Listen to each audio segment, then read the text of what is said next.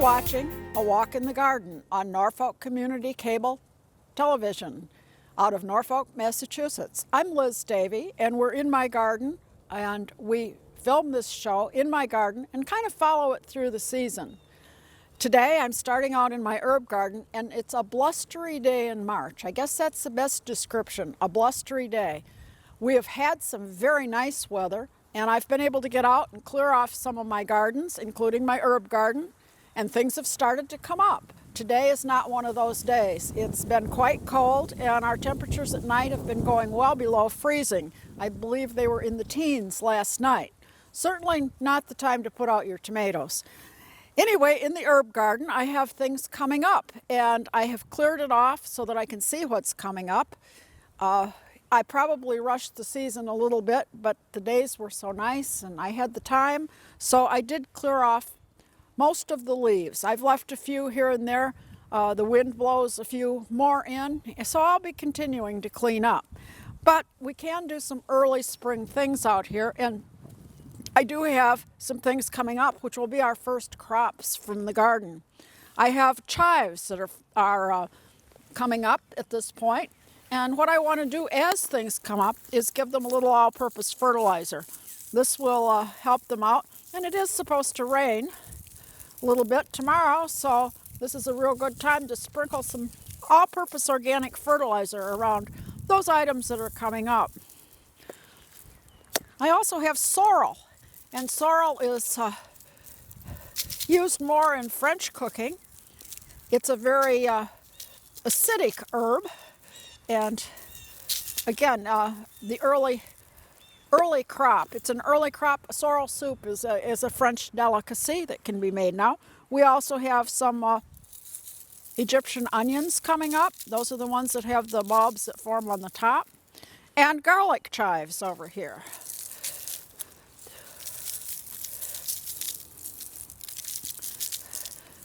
I haven't pruned back too many things, only what I needed to prune in order to rake.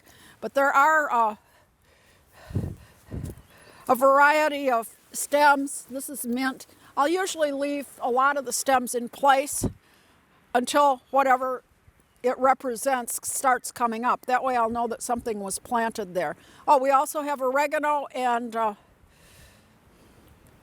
tarragon starting to come up, and also lemon balm and lime balm. So things are coming up gradually. And over there, sweet woodruff, which will be available in May for use. So various things are starting, and they will continue as the weather warms, which it will. We just have to get through these days. Remember, it's only March, and then it will be only April. We can't really expect mild weather until sometime in May. So we have to put up with some of these colder days along the way. But again, as I said, you can start by doing a little fertilizing and clean up gradually as it goes along.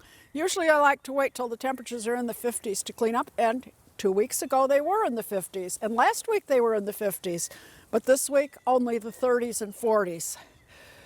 Again, I'll wait until some of these other things, the southernwood and the tansy, start to put on new foliage before I trim them back, and then they will both be trimmed back very hard, probably in early April. Now let's go over to the perennial garden. We have a little more going on over there. This garden I cleaned off because I have a lot of bulbs planted in here, and I wanted to see where they were. There's nothing worse than uncovering your bulbs to find out that the deer and the rabbits have uncovered them first and consumed them. And so I wanted to be sure that I got them all uncovered so that I can go around and again add some fertilizer. This time I'm going to use the organic bulb fertilizer and fertilize each set of bulbs.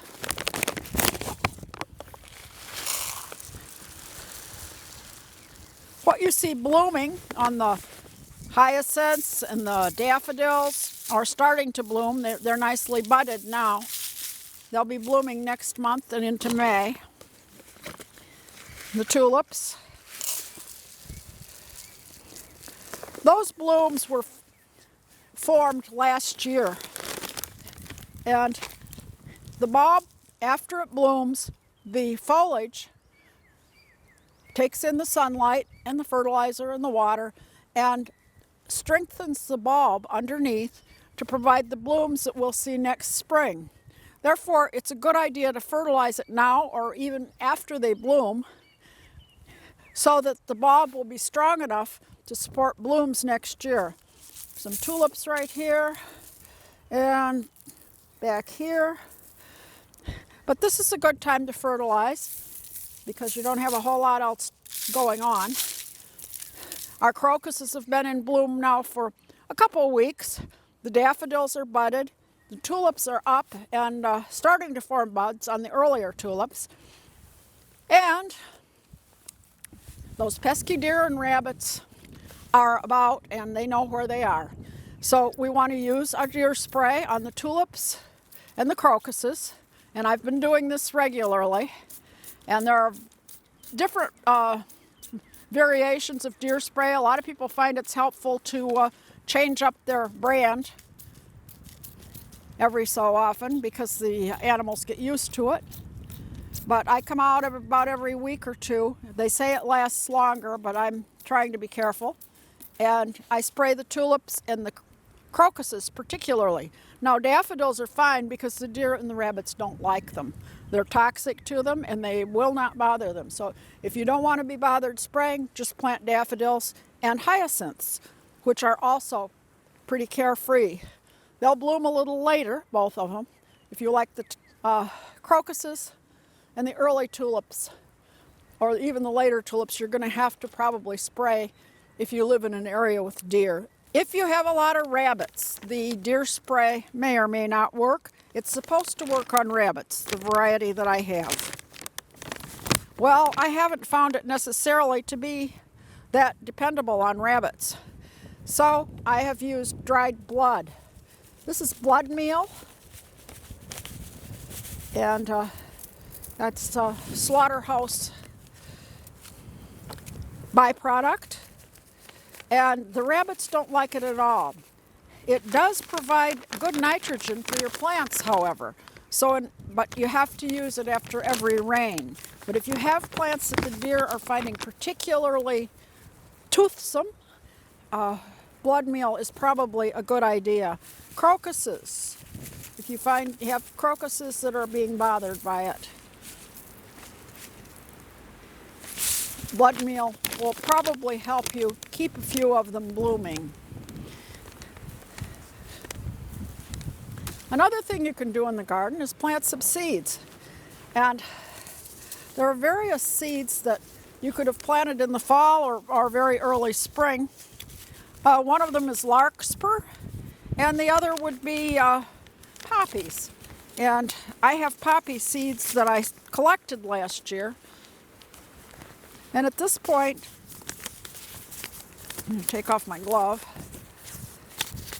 And you can just broadcast those where you might want them to come up. If you have a cottage garden like I do, and you aren't particularly about where these things might show up, not all the seeds will germinate, but enough probably will. And also larkspur is another one that you can put in now. And if you wish, you can do a little loosening of the soil where you put that, which is what I'm going to do right here. And I'll put these in several patches around the garden. Hopefully, we can get some of them to bloom. Get a few of these seeds out. Just sprinkle a few around. I love larkspur, the lovely purple stems of it. And I'm going to put a few more over here. Right in here. And we'll see if they manage to come up. Again, we have some rain coming that'll kind of drive them in. And I may put a few patches in other spots around the garden as well.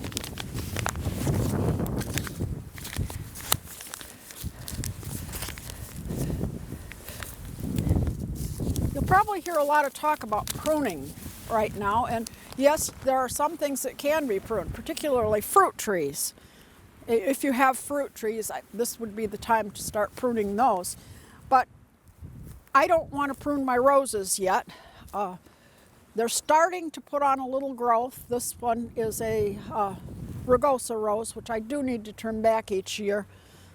But I like to wait until approximately the time that the Red Sox come back to Fenway. Now this year, I'm not sure if they're coming back on time or not after the strike, but usually it's the first week in April or so. So that will be the time that the roses start to put on some new growth. I've got another rose over here. And you can see there's some buds, but the new growth isn't quite out yet. And you can trim your roses back by about a third, trim out any crossing branches, and thin them out so that they get good air circulation. That's one of the keys to growing roses successfully and not having to do a lot of spraying or pest control with them. Again, this will be an April project. I don't do it quite yet. I don't want a lot of new growth. Pruning can spur new growth, and that's what you want it to do in the spring. But where we're still getting temperatures down in the teens, new growth can freeze very quickly. So we don't want to do that. Back here is a hydrangea, and this one I'm going to trim all the way back because it's going to come out of here. It has never bloomed, and I'm going to relocate it to a place that is not as visible, or I may even discard it completely and replant a variety that I like. Don't be afraid to get rid of plants if they aren't performing the way you'd like.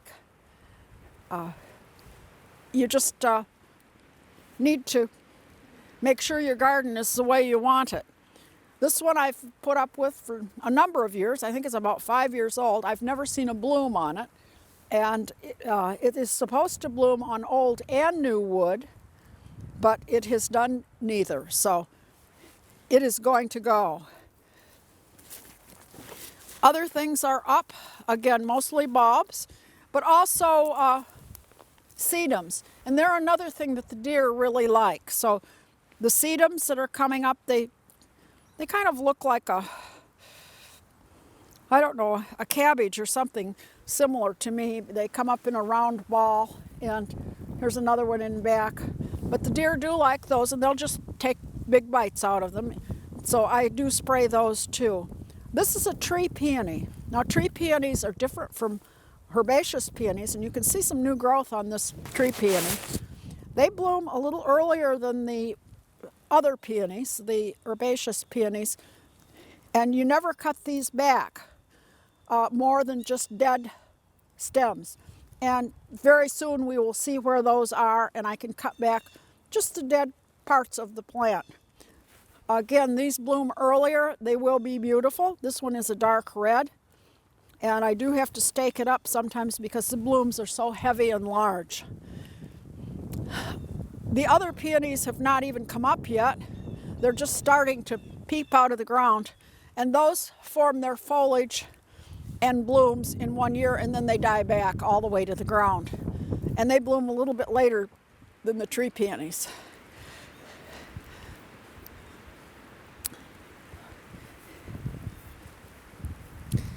Again, cleaning up, I have a little rhubarb in here, and this one I'm going to very soon, as it comes up a little bit more, I'm going to transfer it. I'm moving the rhubarb from the flower garden over into the vegetable garden. So that's one of the things I can do now. I've taken the baskets off of the plants that had baskets on them, and I probably jumped the gun a little bit on that with this cold weather, but they seem to be doing fine. They were the chrysanthemums and the lavenders that had the baskets on them to protect them a little bit more in the winter, the coldest parts of winter. I have a few primroses here and there in the garden, and they've formed buds. Again, the deer don't seem to like those, nor do the rabbits. But they do like, again, the crocuses and the tulips, so we have to keep watching those. Have an anemone coming up in this area. It will be in bloom in another month or so.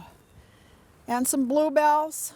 And again, the deer don't seem to bother those as much either, so they're always good to keep. So I will be going around the garden and fertilizing and adding a little lime if it needs it.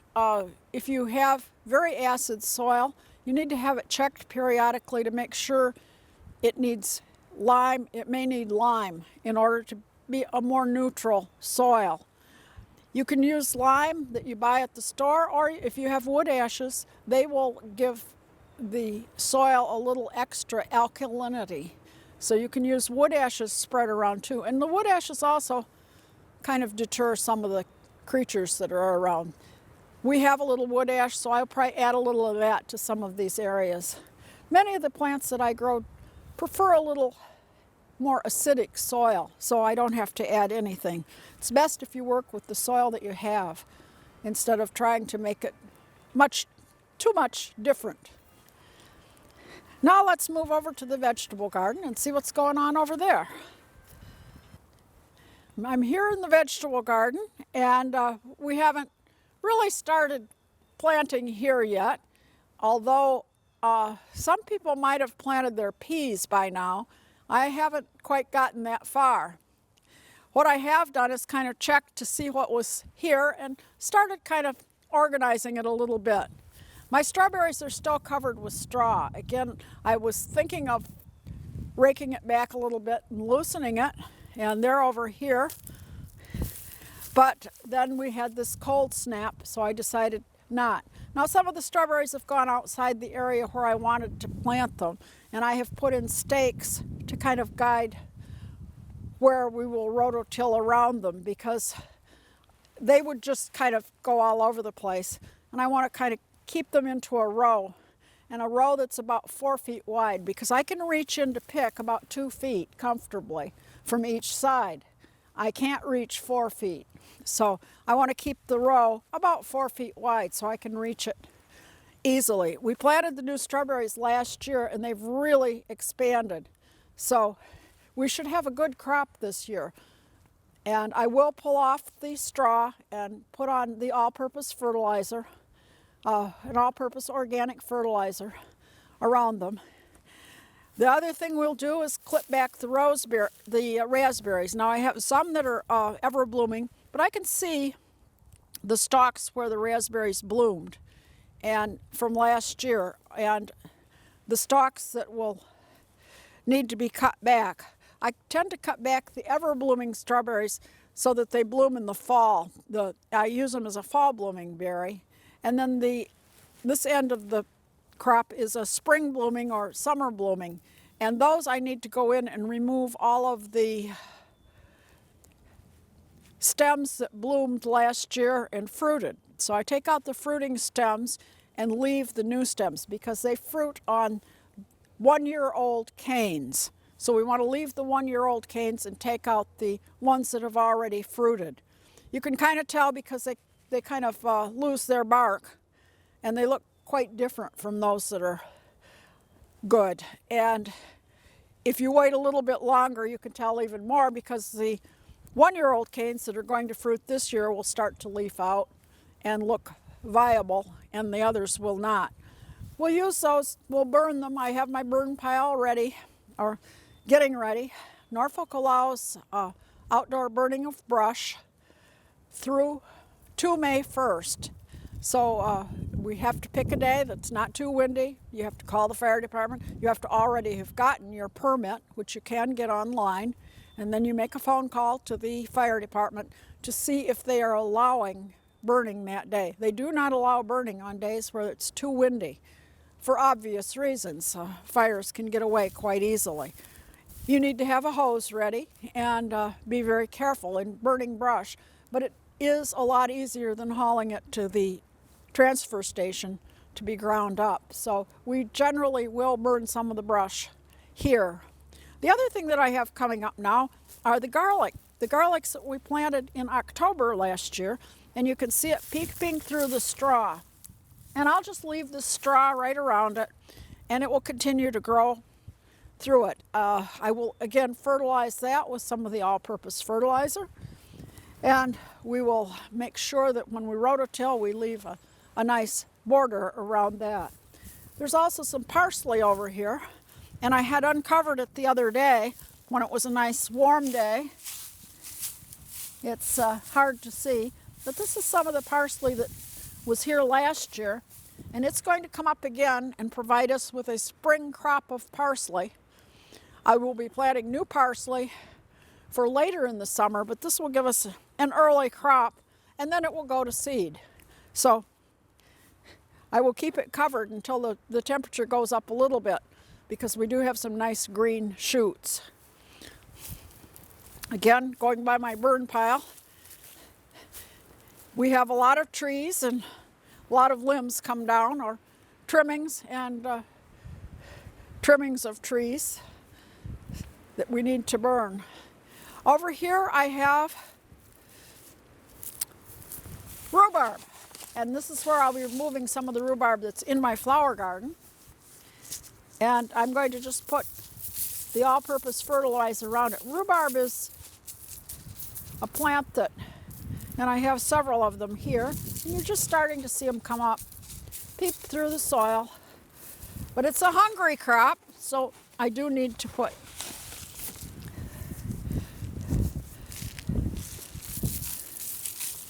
a goodly amount of the fertilizer around it.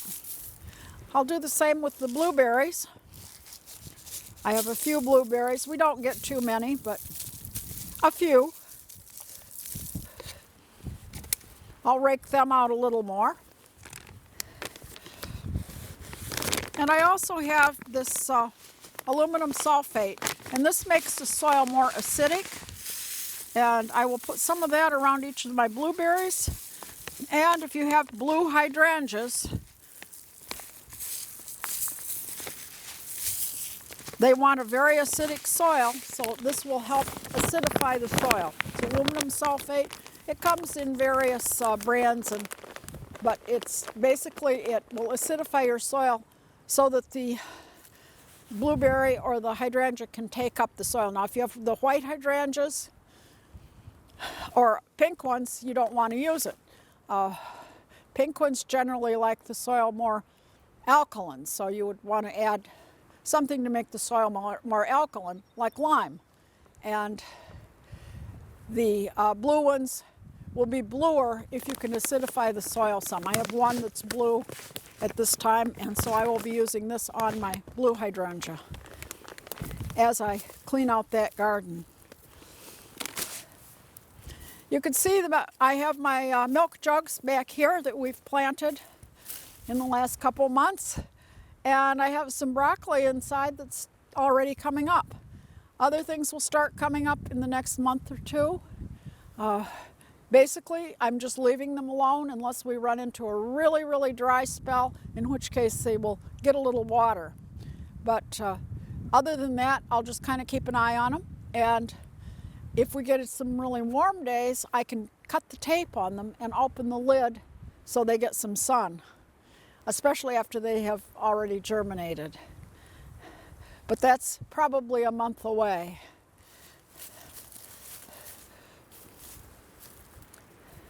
In the back of the garden, I have forsythia. And the forsythia I've been bringing into the house, and once you bring it inside where it's warm, it pops into bloom. It's all budded right now, and it will come into bloom fairly soon. It's a good indicator crop because when the forsythia comes into bloom is the time to put the pre-emergent weed killer on your lawn. It's a good indicator, so watch the forsythia. If you don't have any, most of your neighbors probably do. Watch for those bright yellow flowers, and you'll know it's time to put the lime and pre-emergent fertilizer on your lawn. It's also a bright touch of spring. Some people don't care for it because it's so very bright, but I enjoy having a little of it, and it's awfully nice to bring in the house. I've been bringing in pussy willows as well from this bush, and they have now gone to seed. And you'll see instead of the fuzzy growths, they have little yellow parts on them, and those are the seeds. We had quite a few pussy willows, but now I wouldn't want to bring them in the house because they would just fall off and be quite messy. I will trim this now that it's flowered, and pussy willows bloom best on newer foliage, newer shoots. So I'm going to trim this bush back quite a bit. It's gotten rather large, and I can give it a good pruning, probably cut about a third of it off. And again, I have the burn pile ready for any trimmings. I have lilacs over here, and the lilacs get pruned after they bloom as well. Many spring bloomers should be pruned after they bloom, because if you prune them now, if I were to prune these lilacs now, I would have no blooms at all. The same with the pussy willows. Had I pruned those in the fall, I probably would have had no pussy willows. So, and the same with the forsythia, although forsythia is pretty forgiving. I might have had them anyway. It blooms. It's one of those plants that's very hardy.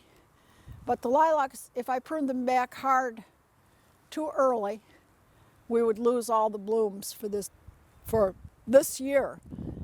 If I prune them after they bloom right away, then they'll have time to make new buds for next year. Now let's head out to the backyard.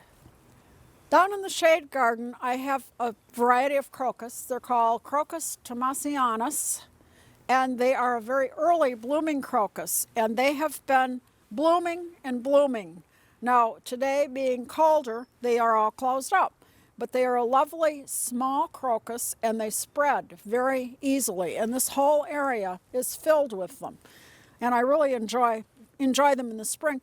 The other nice thing about them is they're early, they bloom, and then the foliage dies back fairly early too, unlike daffodils and tulips, where the foliage sticks around for quite a while.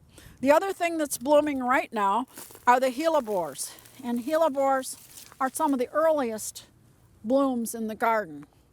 Most of the ones I have kind of face downward, but you can bring them into the house and put them in a vase. They make a good cut flower. But one of the things you can do right now is cut off the old foliage, because they will send out new foliage, and the old foliage gets rather tatty. So I just go through and cut it off, and then it will make new foliage. You can do that also with epimediums, and I do have some. Do I have some epimedium in here? Not right here. Epimedium is a ground cover, and you can also cut that one back. But it's easier to do your raking if you get the old foliage off of the hellebores. So that's what we will do, is just cut off these old leaves. And it also makes them appear a lot nicer when you get them off. The one thing I will say is don't put the foliage in your compost. Trash it. These plants are toxic to anything that eats it, which means the deer don't bother and the rabbits don't bother them. So in that way, they're nice. The colors are mostly shades of pink, white. There are some yellow ones now available on the market. They go as deep as purple. And there are also some that are green. I have a green one over here. I've had quite a number of snowdrops in the garden in this little area. They started with one patch of about 5, and now they've spread out, and I'm also finding them in other areas of the garden. At this point, they're going to seed. They've formed a little seed, and so again, the wind is going to spread those seeds around, and we'll have more snowdrops as time goes on. As you can see, I've cut the foliage back from these hellebores. So they are blooming. They bloom very early, and they add a nice touch to the garden. I have some that are very dark, some that are very light in other areas of the shade garden. These are mostly from the same plant. They reseed here and there around the garden, and I just move them around. The foliage will stay with us all summer. It's a nice green, lush-looking foliage. So that even adds to the garden too, once the blooms are gone. And the blooms last a very long time. We'll have blooms through May on these plants as they go along this area. The other plants that will come up in here are hosta and ferns primarily, and they will fill in as the season goes by. And again, with the hosta particularly, I will have to watch for deer, because deer like those for dessert after they've eaten all your tulips. So we'll watch the hosta and again be spraying those and keeping track of them. Again, more hellebores down here in various colors. Now let's go back to the pond.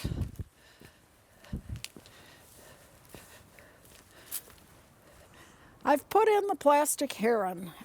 He's a fake, truly a fake, but he keeps the real herons away from the fish. And I lost probably 8 fish to a heron in one day, probably in about an hour. It consumed all of my fish. It might have had company, I don't know, I wasn't watching. But the herons will come to your backyard pond and they will eat your fish if you don't take some sorts of precautions. And one of those is a decoy. And so I have a decoy up. Hopefully the heron flies over, sees the decoy and says, oh, there's somebody already there, and flies on. It has worked for several years and I'm hopeful it will work again. You do have to keep moving it around though, because if you leave it in the same place too long, they get the idea, I have heard. The other thing I need to do is clean out leaves. The ice has left the pond, although there was a skim this morning after last night's cold temperatures. But I try to get as many leaves out as I can. And I have a long-handled net and I can just kind of throw them over the side. I have 6 fish in my pond, and they are staying near the bottom today because the water's warmer down there, I would imagine. We don't feed the fish yet. The ice is out of the pond, but I'm not going to feed the fish just yet. But when I know it's not going to ice over, I will add the thermometer, the pond thermometer. And what I want to do is kind of keep track of it. And when my water temperature goes up to 50, then I can start feeding the fish. Right now it probably is a bit below that. So I will just keep as many leaves as I can out. And then as the weather warms up, in the next few weeks, if we get a really nice day, perhaps I can get my filtration system in and my waterfall and start clearing up the water. It's pretty murky right now. We have had frogs out. I've got several large frogs in the pond that come out on sunny days, warmer days, and perch on the moss and enjoy the sun and I guess the bugs that fly by. But I will add the thermometer. Again, I don't want to add it when there's a chance of freezing. But we'll keep track of the water temperature, and I can start adding the pond enzymes once I start getting the filtration going and get the water moving well. Right now the fish have been happy all winter. I had an ice melter in that kept a hole in the ice. There are 6 good-sized goldfish in there. And they grow quite large. They'll grow until they exceed the limits of the pond that they're in. They will grow as large as they can. And in a huge pond, they'll get very large. But these are probably about full size right now. And you can just barely see the orange right now. But they will come up, and they're coming to this corner. I think they remember a bit because I always feed them in this corner. And I'm not feeding them yet because they can't digest food yet. And when I do start feeding them, I'll use a formula that is formulated for spring and fall, which is easy for the fish to digest in the colder temperatures. But here they are right in the corner, remembering, I think, that I feed them right here. In the next month or 2, I will be feeding them, and you'll get to see them come up and get their food. Now let's head on up by the house a little bit.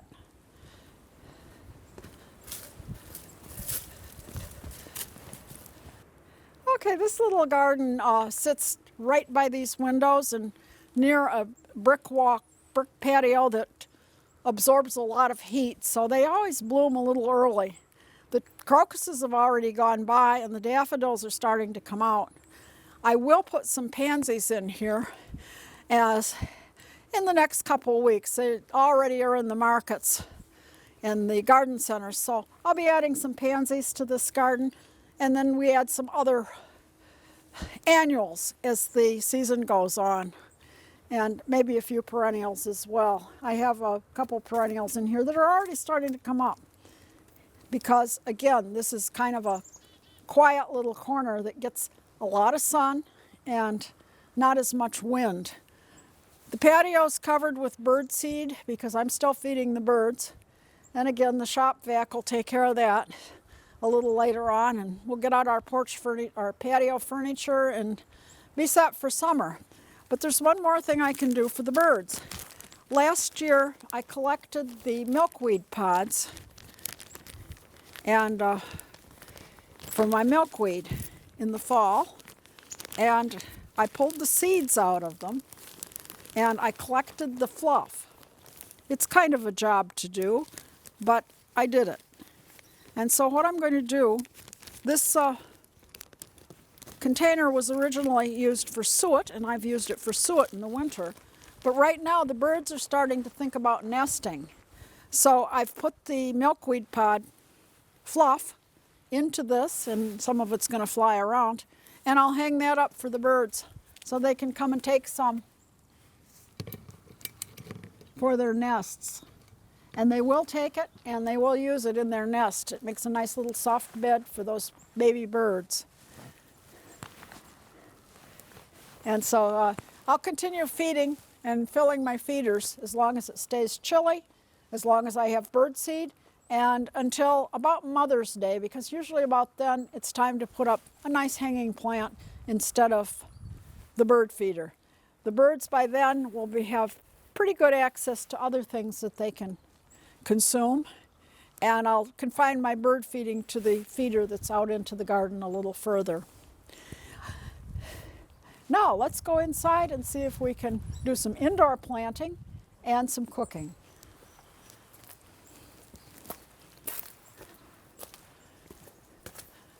These are the cuttings we took in the fall, and I put 3 little cuttings into each little pot and used some potting hormone, some rooting hormone, and then I've kept them watered, and each of those little cuttings turned into a plant. And I repotted them in potting soil.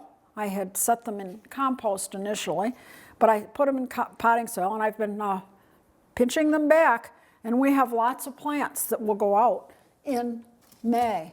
These are all tender annuals, and some geraniums and plectranthus, lots of coleus, and this mazoo, which is more of a succulent. But all of these cuttings, most of them did grow, and so I have quite a lot of cuttings that I can add to my containers. It's a big savings if you have a lot of outdoor containers, especially in the shade. I have a number of things that grow quite well in shade or part shade, and you can fill quite a few containers with cuttings. And it takes a little care, and you do need to take care of them. I've got them in containers now where I can water them, keep them watered. Now I'm starting to fertilize them. If you have house plants that have been kind of languishing over the winter, and now's the time to start fertilizing again and giving them a little more each time before it's time for them to go outside for their summer vacation. This is a bougainvillea. It's just coming out of flower. It was completely covered. I've had this one for about 30 years, and it moves in and outdoors. I don't know how many more years it'll last, but so far it's added a lot of color to the house in the winter. It has several flushes of bloom. One after I bring it in because I have to cut it back to get it in the house, and that encourages bloom. And then another one in the spring as the days get longer. A number of these other plants will go out in the summer.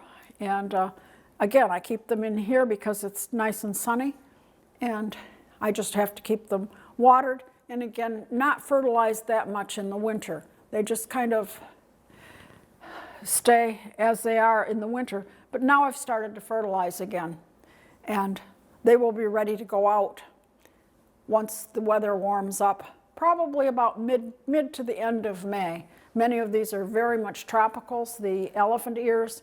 If I can just keep those alive, then they can go back in the pond late spring, early summer, and they will grow even taller. They'll get 3 and 4 feet tall once they get outside. My goal is to keep them alive over the winter.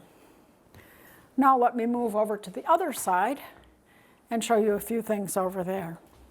This is my light setup. My father actually built this for me, and probably 50 years ago, 45, 50 years ago, and it has served us well. I've added new lights, and I'm thinking of adding the new lights yet again of the high intensity variety, but these have been just regular fluorescent lights, and they have worked well for my seeds. And you can see that in my seeding, I'm going to seed another one today, but some of the flowers have already come up, and they're ready again to be divided into larger containers, and again set in the sun in the area over near the window and where the sun comes in so well. We'll leave some of the plants on the light frame. They get a lot of light here. And I can also add later on heat mat if I start something that I want to put heat under. I can use a fan. Sometimes with things like tomatoes, it's good to give them a little extra air and circulation. It helps strengthen the stems of some of the plants. So I have a little fan that I can use, and I can move the lights up and down on the chains. And it's worked very well in order to start some seedlings. Again, these are annual plants, and I also have some peppers. These are Matchbox hot peppers, and they have just germinated. They have one leaf, which is the seed leaf, and once they make the second leaf, I will start adding some fertilizer to the water that's watering them from below. Now let's go down and plant some more seeds and some plants. I'm definitely still into planting things, and one of the things I want to plant today are some begonias, and I picked up some begonia corms, or they're not really bulbs, they're kind of a corm. They're a kind of strange looking thing, and they've got even some buds on them already underneath, so I want to get them into a pot. And this is the particular pot. I've got my germinating soil here, my potting soil at this point, and I'm going to put them in a moss-lined container. And I've got this sitting in a dish pan because it will definitely leak when watered. It's going to go outside, and I have a frame that can go on the underneath it so that it stands up a little bit. Begonias are, again, very definitely, we're going to plant them. They're kind of a dish shape, and we want to plant that with the dish shape up. If you have a root coming out from it, why, it's good to have that root coming up. And I'll just fill this in with soil.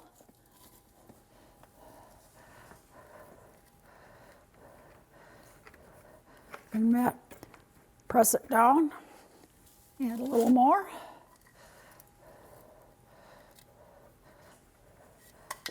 This is a nice potting soil which I've dampened. And then I'll water it, hence the dish pan that's under it, which will stay under it until it goes outdoors. And this will go over on my windowsill in a warm spot, and we'll let it come up in the house. Again, this is a very tender plant, and we want it to come up in the house, and then it'll be ready to bloom a little sooner when I get it outdoors, probably around Memorial Day. The next thing I want to do, planting-wise, is to start some of these. And these frames, which you saw on the light bench, a container of water, a stand, then we have a piece of absorbent fabric that goes over the top of that, which wicks up the water from the container. And on top of that sit the cells that I'm going to plant in. And I'm going to plant some peppers, and I'm going to plant 3 kinds of peppers in this. And the first one I'm going to plant are some jalapenos, and I'm going to plant 4 of each one.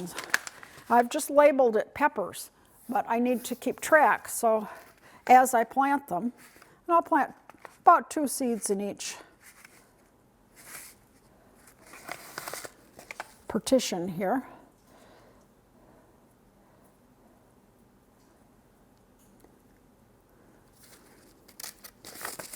And I'm going to poke them in about 1/4 of an inch. And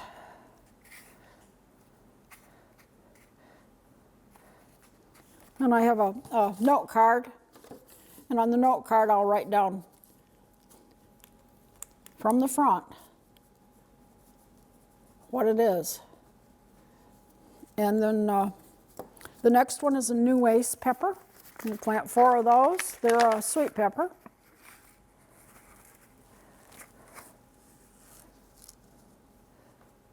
And again, 1 or 2 in each.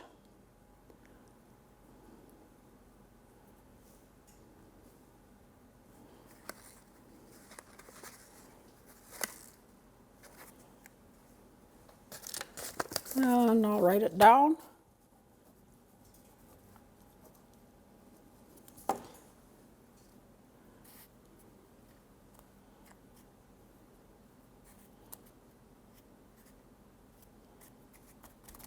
There's 4 new ace, and then the next one is called Revolution Sweet Pepper.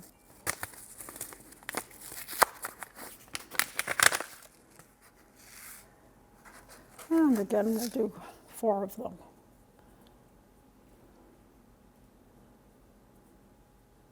My goal is to have these ready to go out probably the first part of June. And again, very likely I will transplant them first into other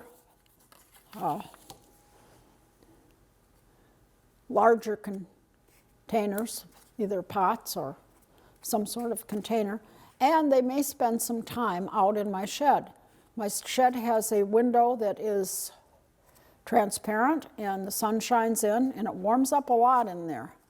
Today, when the temperature outside is only about 40, the temperature inside the shed was over 60. So, and this is afternoon when it's a little shadier. So it can get very warm in there, and it's very nice for the tomatoes and peppers later on. This will go under the lights until it germinates, and then I'll take off this little cover, which keeps it moist and humid in there to help with the germination. You don't have to have those. These are old containers from plants I purchased last year from the garden center, and I've filled those with germinating soil.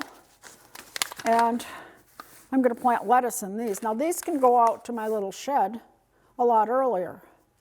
I like to plant some lettuce in some of my containers outside, some of the plants, and these will make plants very early. And again, I'll just push those in.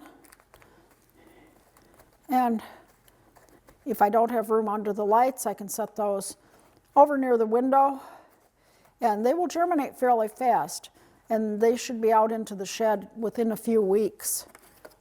Then I'll be watering them out there, and I do label each of these containers, and I can keep planting these, again, putting water below, and I'll have some early lettuce to put in some of the containers where the soil will warm up more quickly. I could actually put them in front of my windows out here too, where the bulbs are growing. Now I have one more of the milk jugs to plant, water jugs, and I wasn't sure.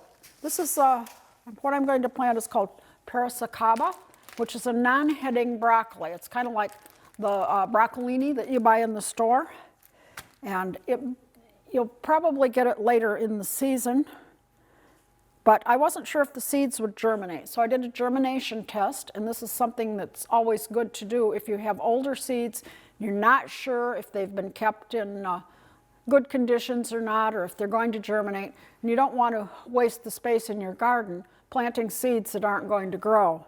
So what I did is I dampened a paper towel, and then I put a few seeds in, and as you can see, they did indeed germinate. So I know that these are valid seeds that will grow, so I can feel comfortable about planting some of them. And I want to plant them fairly thinly in here because each plant will be a separate plant. Maybe a couple more. And these will go outside with my other milk jugs. And then this just gets discarded. It did its thing. We know that they're going to germinate. I put the damp paper towel in the plastic bag, set it in a sunny place, and it took about a week and a half, and I had the plants germinating. Again, I'll press these down and add a little bit of the germinating soil over the top. Spread it out. They're very small seeds, so it doesn't need too much on top. And then these will go outside and join the others that are out there. I will tape it shut. I didn't bring my tape over, but we will tape that shut before it goes outside. Now, I want to do a planter for outside on my front doorstep. I've got a flower pot and I have a basket with a saucer in it to hold any water, and I've put a little bit of soil in it already. And I have some plants here that I picked up at the garden center, and I'm going to plant these right in the pot. And some of these have some pretty substantial roots, as you can see already. These are a little miniature daffodil, and I can leave it right here. And I'm going to make a mess, but that's part of the process. And I'll put those in the back. And then I have a hyacinth. Now, the daffodils and the hyacinth and the tulip that I'm putting in can all go outside once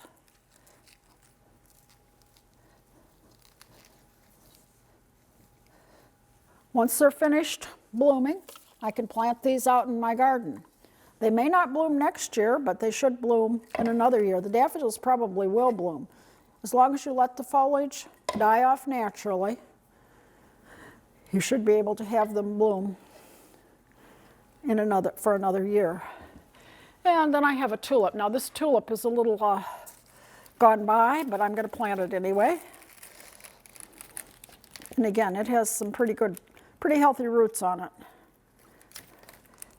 So I want to dig a little good spot for that. And losing some of our tulip, and as they go by, I will take off the entire piece.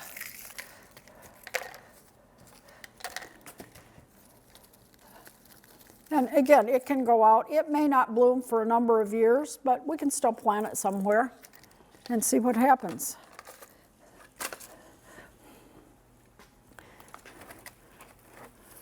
I can also put in a few violas, and these will bloom. These are quite pot-bound as well. As you can see, they have a lot of roots. So we want to put in a couple of those in the front. Tear it apart a little. Get some of the roots off. And then just poke it in right here.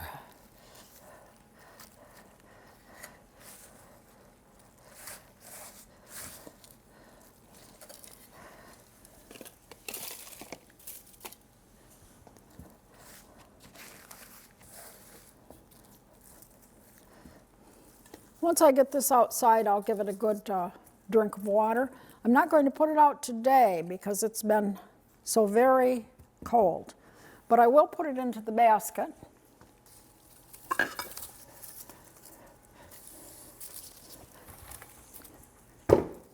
Over here.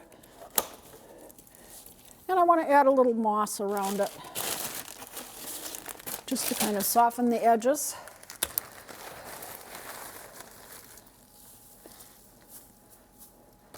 Again. This is going to be kind of a one-sided display because it will go up against the wall. But I like a little moss around it to kind of soften up the edge. And as the moss gets wet, it will expand a bit. This is pretty dry.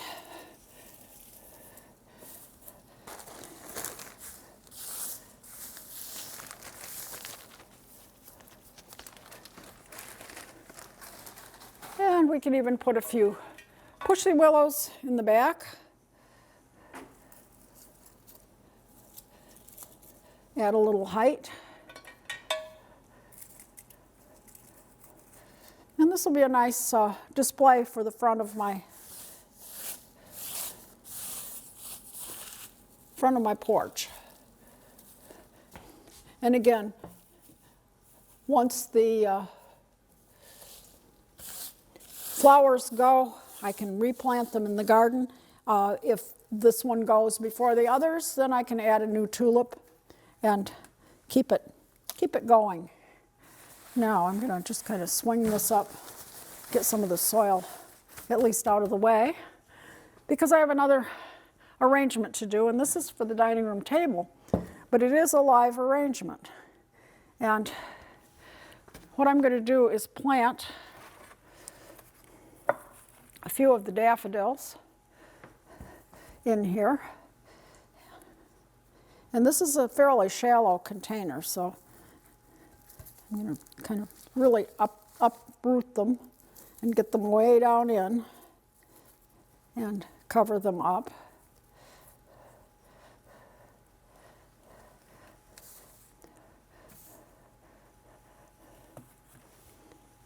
And then I want to plant over on this side, and again I'm mounding up some of the soil in back.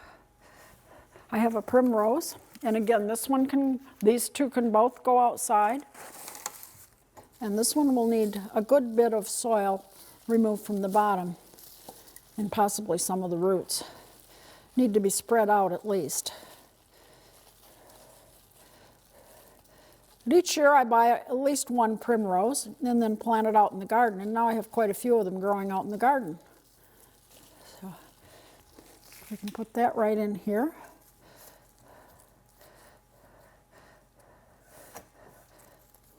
That'll be the front of my container. And again, sort up some of the soil. And I want to put in some forsythia. And these I'm just going to tuck in the cut stems that I brought in the house. They're already blooming, but I can just tuck those in. And pack them in a little bit with some of the soil.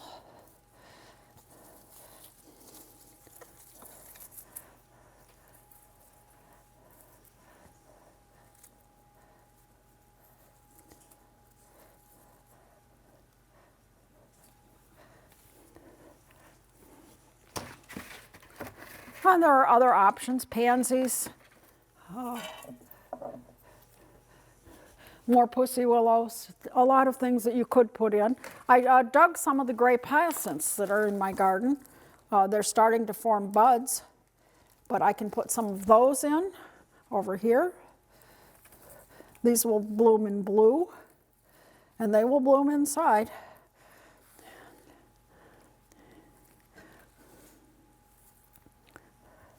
And let's put this one more forsythia over here with the daffodil.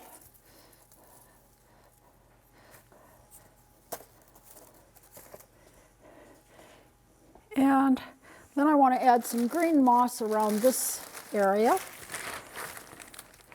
And this is a different type of moss.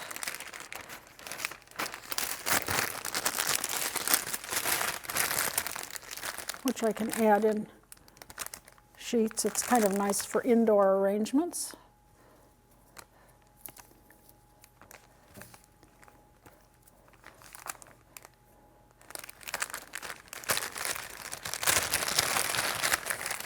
I need a little more dirt over here. Pack that in.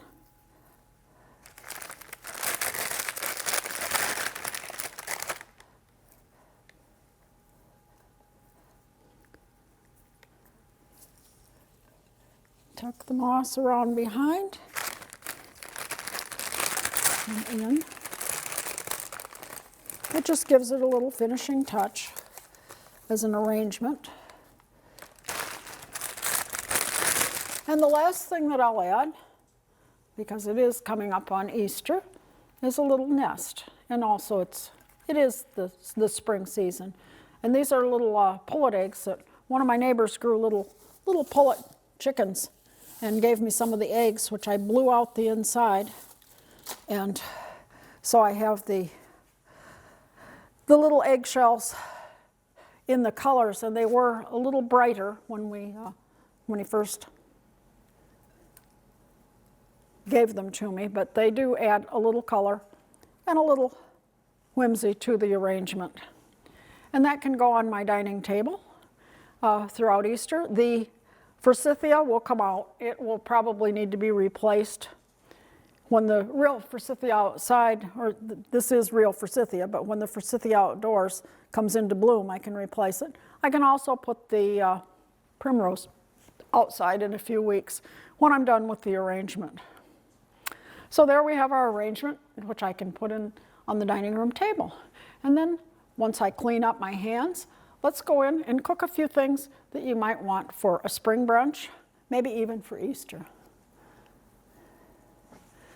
Today, what I'm going to make are some items that you might want for a spring brunch, maybe Easter or maybe just a spring weekend. You could take it outside if the weather cooperated, or have it inside. But I'm going to make a quiche today, and this particular quiche is one that is very hearty because it has so many vegetables and other things in it. I'm going to start out with a tablespoon of olive oil and then add a medium onion, and we're going to saute these ingredients. And 8 ounces of sliced mushrooms. And all of these things have been, of course, washed and prepared. But we're going to start those in with the olive oil. And we're going to cook those for about 5 minutes.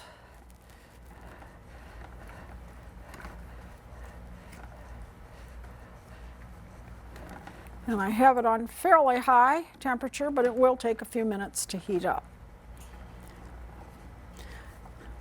And while that's heating up, I have put a pie pastry into a quiche pan. In the interest of time, I made the pastry ahead of time, or you can use purchased pastry and fit it into your pie pan. One trick I have found that really works well when you're making a pie or a quiche is to spray the pan with Pam before you put the crust in. It really doesn't necessarily need it, but it makes it a lot easier to get out when you go to serve the item. It seems to come out a little better and not stick.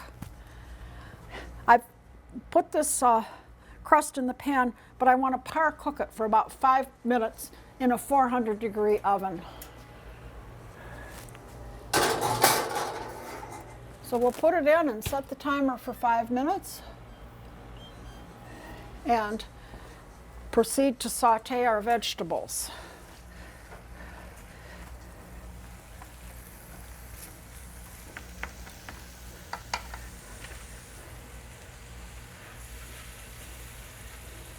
And we want to, again, do those for about 5 minutes too.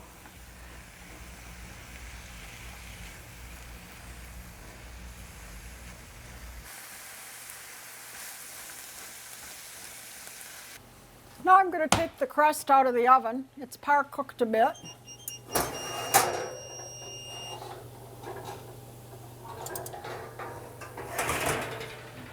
And at this time, I will turn the oven down to 325.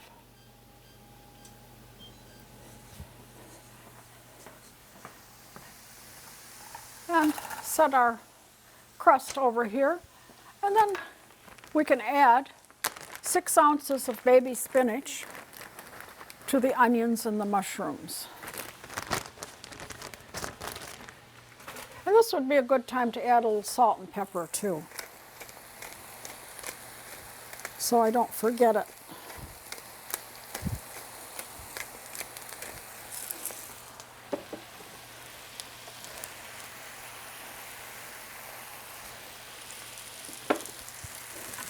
And I'm going to stir this around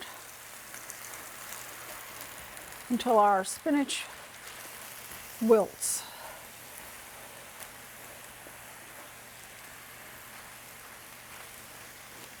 And the idea here is you don't want too much liquid, so we want to cook it on fairly high temperature so there isn't too much liquid. If there is a lot of liquid, you can always drain some of it off. We want to get that spinach completely melted down, not melted, but wilted.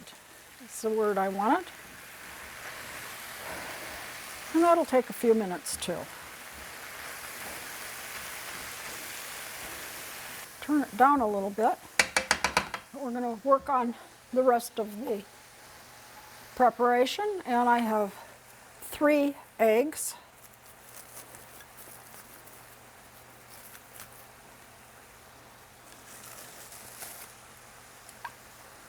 Which I'll put in my bowl. And I'll add to that a 1/2 cup of milk and a 1/2 cup of cream. And that'll be the base for the quiche. And we'll stir that together.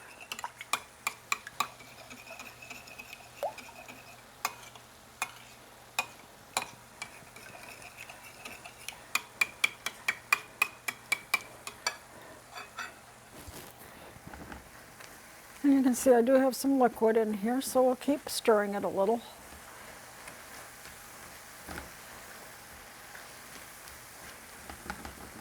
Using a wider pan helps. Also gave me room for the raw spinach. As you can see, spinach cooks down quite a bit.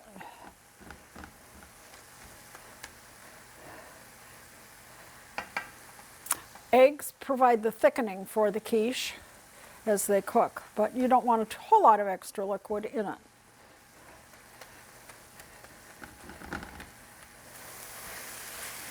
Okay, that looks about ready.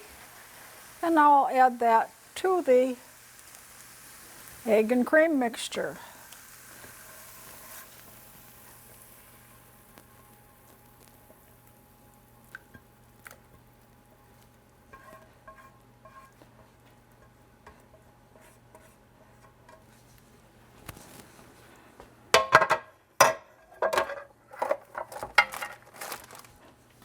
And we'll stir that in. And I have a few more things to add. 6 slices of bacon that have been cooked. And I microwave bacon to cook it. I have a pan with ridges in it, and it cooks bacon well. And I cooked it until it was very crisp and then crumbled it. So 6 slices of bacon. And then we have a 1.5 cups of Swiss cheese. And I've got a tablespoon of flour that I'm going to mix in with that cheese to kind of keep it separate. And the tablespoon of flour will also help thicken the quiche. And I'll add that mixture right in.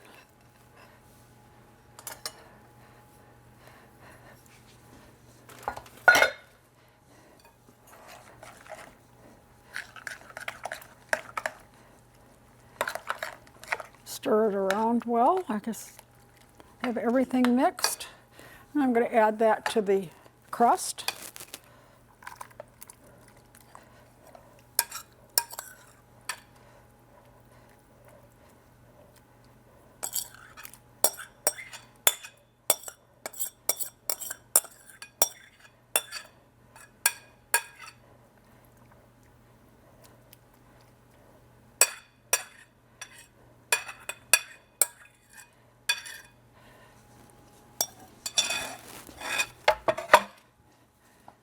that in the oven for about 50 minutes.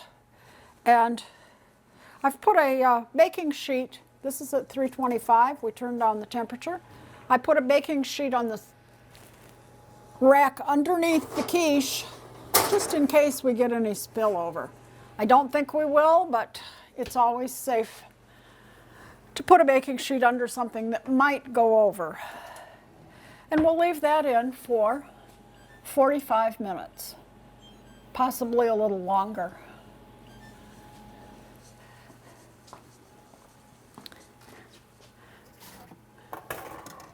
Now the next thing I want to bake are some Soffione Italian Easter pastries.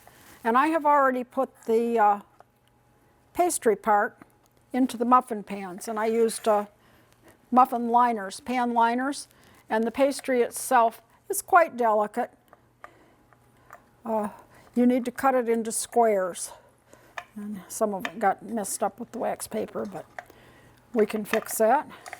But they are a square put into the muffin pan, and if you're doing squares of any type of pastry, it's handy to have a ruler, and just a office supply metal forms ruler is a good ruler to use. It's sharp enough that you can score the dough with it.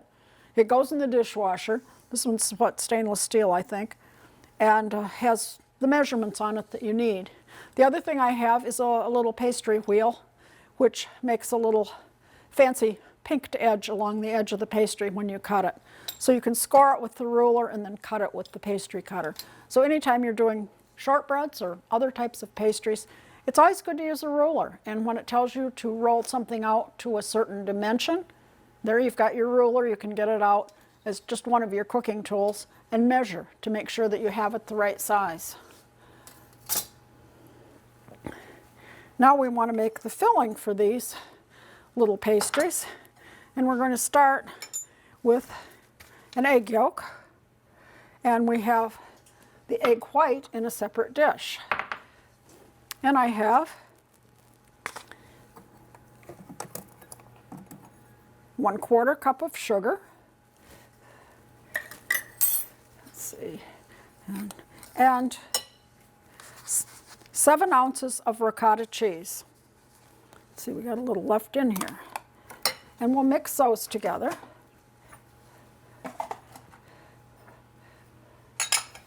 And a little vanilla, and I think we'll use about a 1/2 teaspoon of vanilla. You could probably use orange extract, would be really good in these, or lemon extract. There is some lemon zest in the pastry. The pastry is lemon zest, butter, and flour, and a little sugar, and 1 egg. And I'll mix this together for our filling.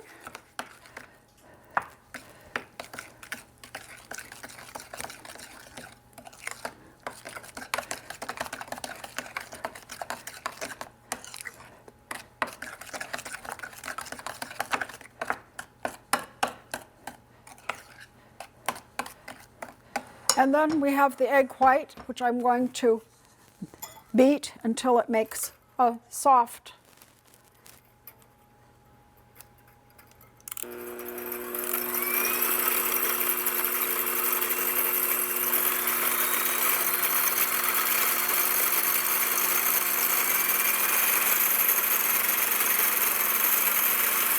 Just a soft foam, which we will carefully,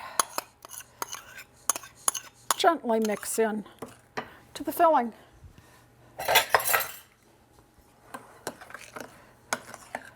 These pastries are supposedly Italian Easter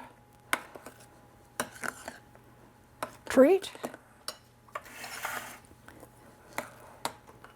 And I will then fill them carefully with the mixture. You can fill them right up.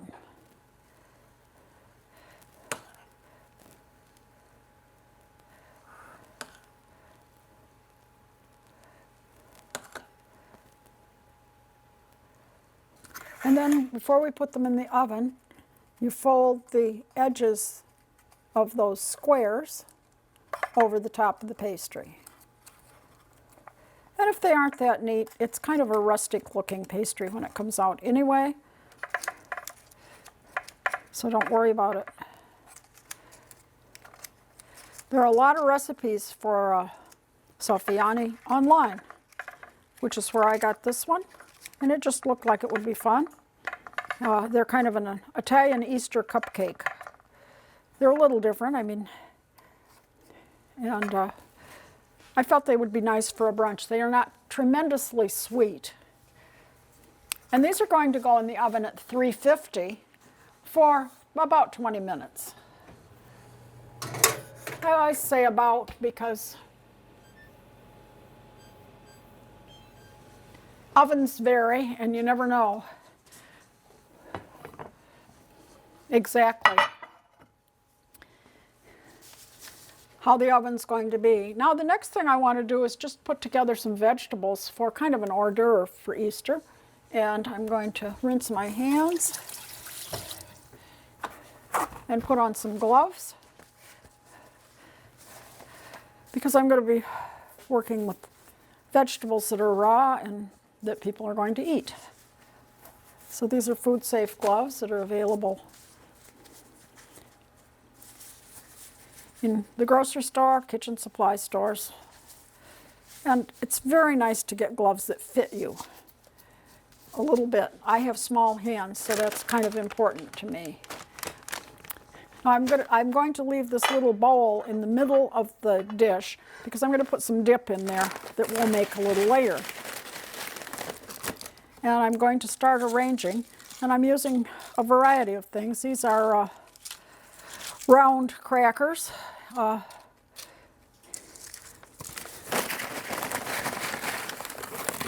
what we're going to make is a little Easter bunny.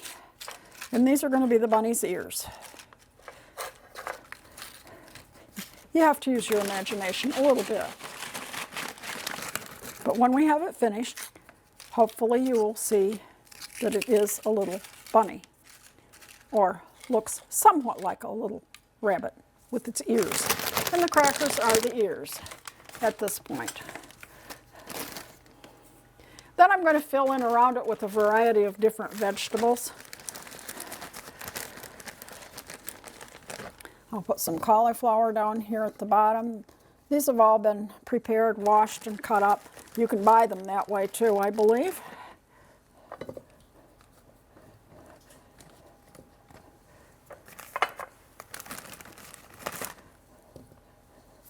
And I'll put some broccoli up at the other end.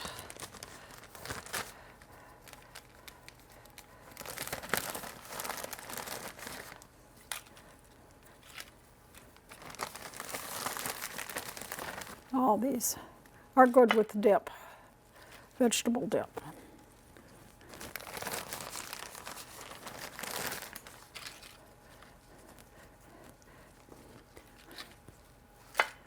And whatever you use is only, whatever you want to use. There's so many things you can use. We have celery, carrots, with a little celery along the side.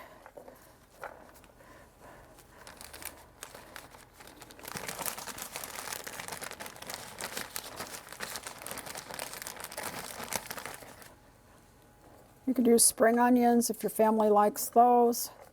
They'll be coming into season very soon. Carrot sticks, always good.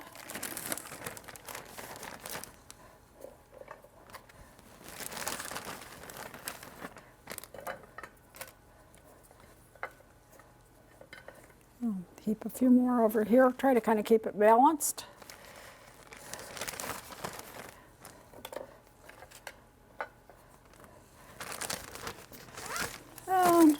I have some green pepper, or red pepper, sweet pepper. I'll put a few pieces of sweet pepper along the sides here.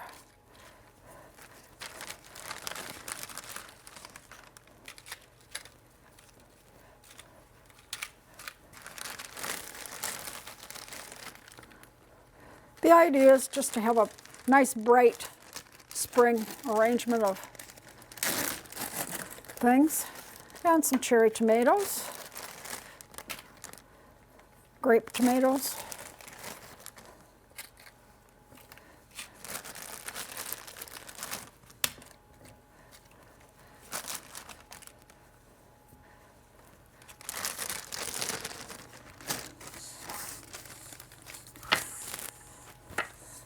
A few ripe olives. Again, put those along the edges here. Kind of mixing up the colors and the textures.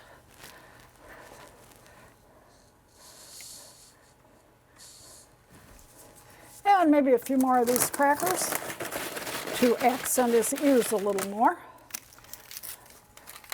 Build them up a little.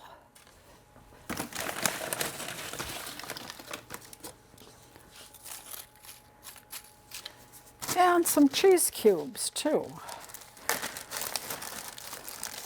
And we'll put those down.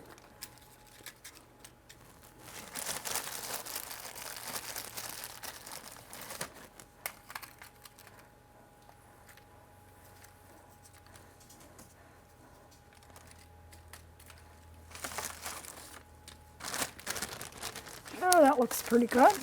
Now let's make a dip. And I need to go back to the refrigerator and get some sour cream.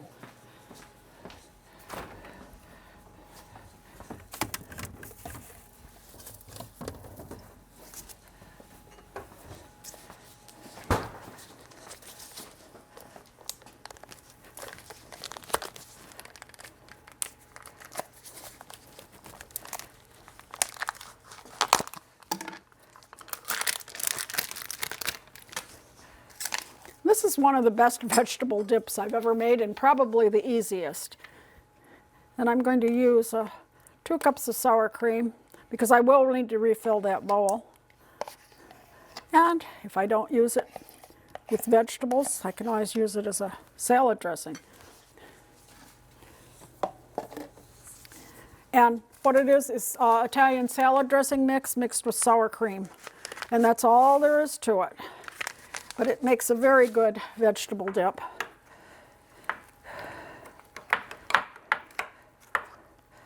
And thoroughly mix it, and it'll be even better when it's allowed to mellow in the refrigerator a little while. But we're going to fill our little bowl here that's in the middle.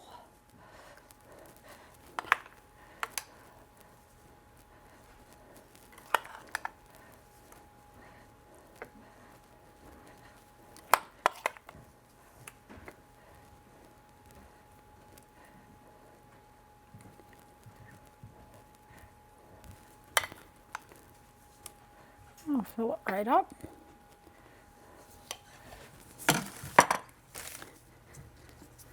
And then I want to add a little bunny face. We'll give him some eyes. And a little tomato nose. And we'll cut a olive for the mouth.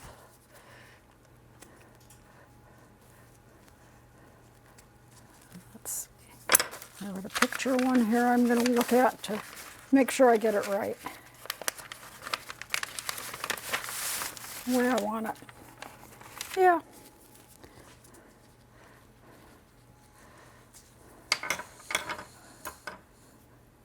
I'll put a little piece over like this, and then a smaller piece.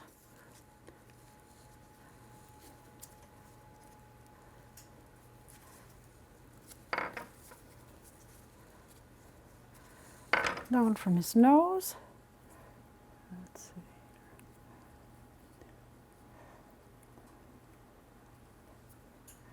And then we need some whiskers. And for that, I was able to pick a few of my very young chives. And we can use those as little whiskers.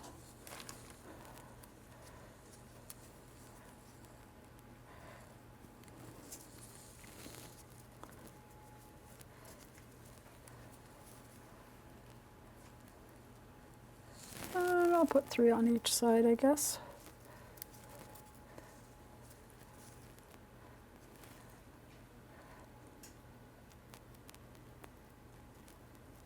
So we've used our first crop from the garden, the very, very young chives.